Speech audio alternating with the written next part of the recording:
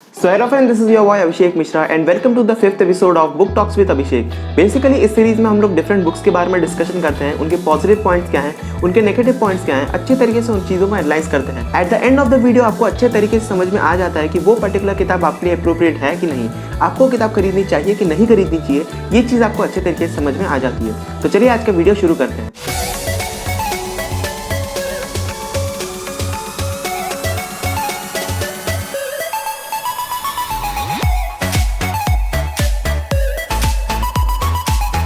तो आज के इस वीडियो में हम लोग एनसीईआरटी बुक्स के बारे में डिस्कशन करने वाले हैं।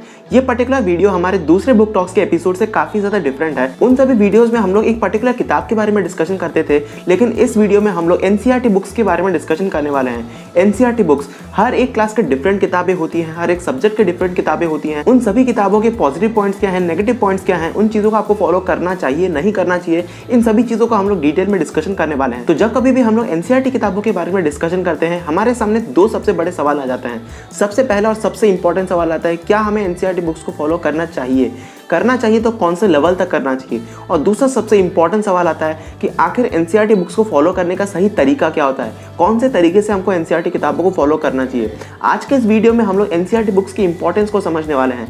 कौन से केसेस में आप एनसीईआरटी बुक्स को फॉलो कर सकते हो, कौन से केसेस में आपको एनसीईआरटी बुक्स को फॉलो नहीं करना चाहिए, किस लेवल तक आप एनसीईआरटी बुक्स को इस्तेमाल कर सकते हो, उसके ऊपर आपको डिफरेंट किताबों को फॉलो करना पड़ेगा, कौन से एग्जामिनेशन के लिए आपको एनसीईआरटी बुक्स हेल्प कर सकती हैं। इन सभी चीजों के बारे में इस वीडियो में हम लोग डिटेल में डिस्कशन करने वाले हैं। तो जब कभी भी हम लोग एनसीईआरटी बुक्स की इंपॉर्टेंस के बारे में डिस्कशन करेंगे, हमारे सामने कई सारे फैक्टर्स यार आ जाते हैं।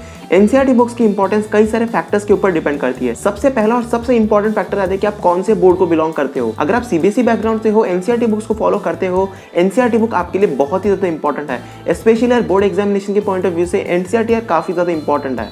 अगर आप नॉन सीबीएसई बैकग्राउंड से हो, अगर आप एनसीईआरटी बुक्स को फॉलो नहीं करते हो, स्टेट बोर्ड को बिलोंग करते हो, आईसीएसई बैकग्राउंड से हो जहां पर एनसीईआरटी किताबों को फॉलो नहीं किया जाता, तो उस केस में थोड़ा सा डिफरेंट केस हो जाता है। उस केस में दूसरे फैक्टर्स को आपको ध्यान में रखना जरूरी है। हर एक स्टूडेंट बोर्ड एग्जामिनेशन की तैयारी, अपने फाइनल एग्जामिनेशन की तैयारी, यूनिट टेस्ट की तैयारी, मंथली एग्जामिनेशन की तैयारी तो जरूर करता है।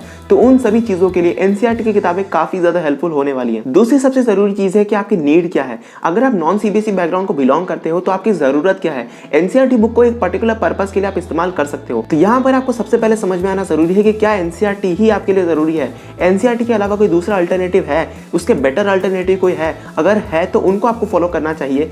डिपेंड करता है कि आपकी नीड क्या है। अब यहाँ पर सवाल उठता है कि एनसीईआरटी की किताबें कौन से नीड्स को फुलफिल करती हैं। तो यहाँ पर सबसे इंपॉर्टेंट पॉइंट आता है कि एनसीईआरटी की किताबें सिर्फ और सिर्फ आपके बेसिक लेवल के प्रिपरेशन के लिए ही डिजाइन किए गए हैं। ये आपके एडवांस लेवल के प्रिपरेशन के लिए बिल्कुल भी डिजाइन नहीं किया गया है। अगर आप अपने बेसिक लेवल के प्रिपरेशन करना चाहते हो, फॉर एग्जांपल एक स्टूडेंट कोई मैथमेटिक्स का टॉपिक उठा लेता है, मेंसुरेशन शुरू करना चाहता है, अलजेब्रा पढ़ना चाहता है, प्रोबेबिलिटी पढ़ना चाहता है, स्टैटिस्टिक्स पढ़ना चाहता है, तो वहां पर वो एनसीईआरटी किताबों को फॉलो कर सकता है। अगर उसको कुछ भी नहीं पता, जीरो लेवल से पढ़ना चाहता है, तो वो अपनी एनसीईआरटी की किताबें फॉलो कर सकता है।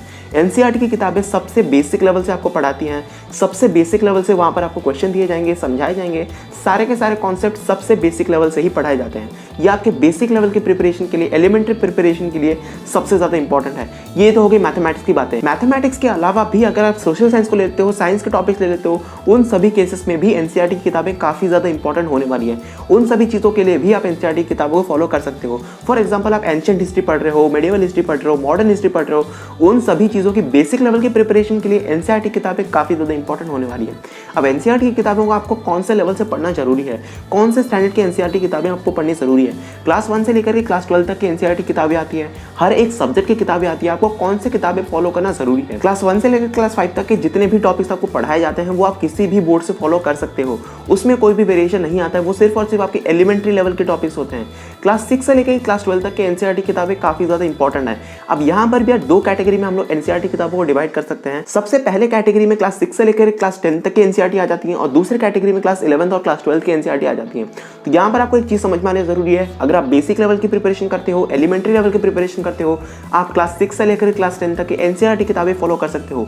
साइंस हो जाता है, सोशल साइंस हो जाता है, मैथमेटिक्स की किताबें हो जाती है, आसानी से आप उन चीजों को फॉलो कर सकते हो। अब हमारी कैटेगरी 1 की किताबें यानी क्लास 6 से लेकर क्लास 10 तक की एनसीईआरटी की किताबें आपको कई सारे कॉम्पिटिटिव एग्जामिनेशन में भी हेल्प करने वाली हैं। जैसे कि आपका एनटीएससी का एग्जामिनेशन हो जाता है, उन सभी एग्जामिनेशन के लिए एनसीईआरटी की नॉलेज आपकी तगड़ी होनी काफी ज्यादा जरूरी है। इसके अलावा कैटेगरी 2 यानी क्लास 11 और क्लास 12 के डिफिकल्टी लेवल थोड़ी हाई हो जाती है। उन सभी किताबों को आप डिफरेंट कॉम्पिटिटिव एग्जामिनेशन की प्रिपरेशन के लिए भी इस्तेमाल कर सकते हो। जैसे कि आपकी नीट का एग्जामिनेशन हो जाता है, बायोलॉजी की किताबें नीट के एग्जामिनेशन के लिए काफी ज्यादा बेनिफिशियल होती हैं। इस चीज को ध्यान में रखते हुए हम कह सकते हैं कि यार क्लास 11th और क्लास 12th की किताबें बेसिक लेवल से लेकर के हायर लेवल तक आपको प्रिपरेशन करवा लेती हैं। तो यहाँ पर हमने कई सारी चीजों के बारे में डिटेल में डिस्कशन कर लिया। अब हम लोग एनसीईआरटी बुक्स के पॉजिटिव पॉइंट्स और नेगेटिव पॉइंट्स के बारे में बात कर लेते हैं, ताकि आपको एक क्लियर इमेज समझ में आ जाए कि आखिर आपको एनसीईआरटी किताबें खरीदनी चाहिए कि नहीं खरीदनी चाहिए।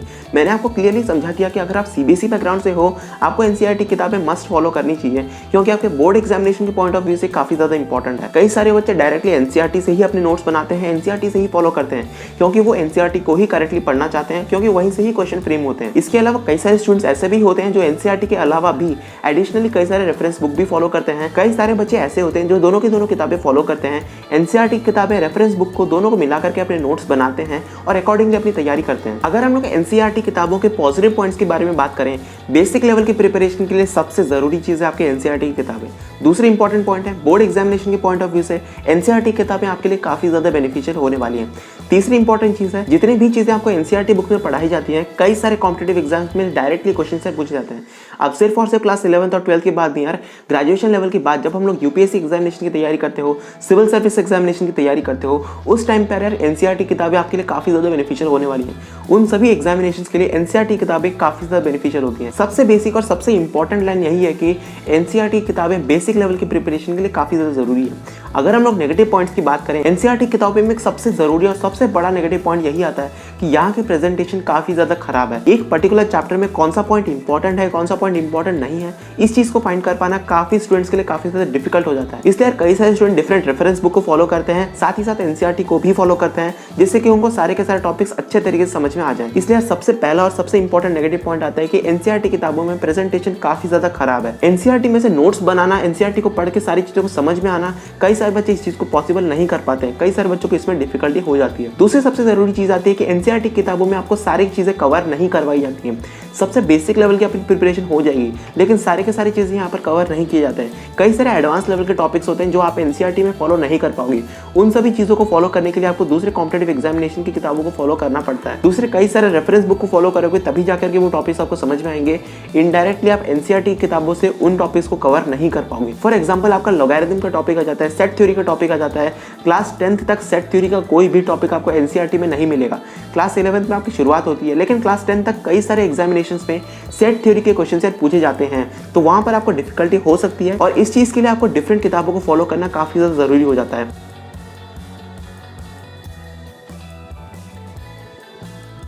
एनसीईआरटी बुक्स के पॉजिटिव पॉइंट्स क्या हैं, नेगेटिव पॉइंट्स क्या हैं, किस लेवल तक वो आपको हेल्प कर सकती हैं, कौन से कॉम्पिटिटिव एग्जामिनेशन में उन चीज़ों का आप इस्तेमाल कर सकते हो, आपके लिए वो किताब अप्रोप्रिएट है कि नहीं है, इस चीज़ को आप अच्छे तरीके से अभी डिसाइड कर सकते हो। आपको एनसीईआरटी किताबें फॉलो करनी चाहिए कि नहीं करनी चाहिए, होपफुली आपको ये चीज़ अच्छे तरीके से समझ में आ गई होगी। आने वाले वीडियोज़ में हम लोग एनसीईआरटी किताबों को किस तरीके से फॉलो किया जाता है, कहाँ से पढ़ना चाहिए, किस तरीके से पढ़ना चाहिए, नोट्स किस तरीके से बनाया जाता है, एनसीईआरटी किताबों को सही तरीके से यूटिलाइज करने का सही प्रोसेस क्या होता है, इन सभी चीज़ों के बारे में हम लोग डिटेल में डिस्कशन करने वाले हैं। अगर आपका कोई डाउट रह गया हो तो अभी आपको ईमेल दिख रहा हो, उस ईमेल पर आप अपने डाउट सर पूछ सकते हो। मैं उन सभी चीज़ों का रिप्लाई जरूर दूंगा।